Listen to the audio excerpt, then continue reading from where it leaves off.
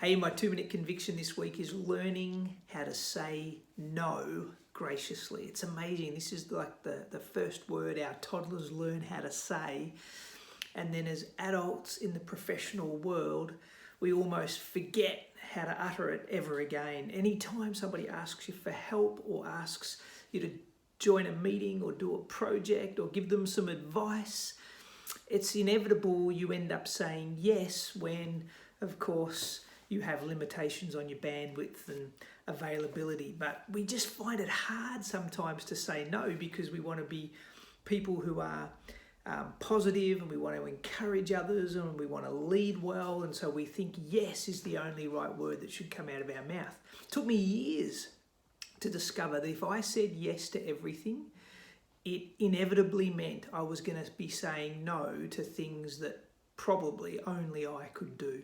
And so I've had to learn the power of saying no graciously. This is my 2-minute conviction. Here's 3 things I have practiced now for years to help say yes to the right things and no to the wrong things. Firstly, if somebody asks me to help them with something that's beyond my capacity at the time, I make sure I say no to the idea and not the person. That is, I want them to feel affirmed, them to feel like they still matter in my world, but it's the task, the idea, the meeting, the project that I'm saying no to. It's not personal. The second thing I do is make sure that they know it's in their best interests that I'm saying no.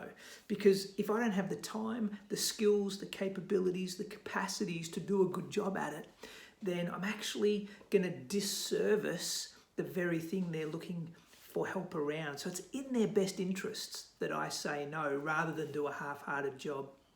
And thirdly, I turn my no into a yes by helping them find another solution. So in a couple of minutes, I can give them some direction around who else they could ask or where else they could source the answers or the support, or encourage them to think about some questions and answers, and therefore empower them to solve it for themselves. So there's the 3 ways I say no graciously. I make sure I say no to the thing and not the person. I help them realize it's in their best interest that I'm saying no. And thirdly, I help them find another yes. And in doing that, I keep doing what I'm meant to be doing, and they go on to be able to grow in themselves. So there's my 2-minute conviction. I hope it helps you say no graciously this week.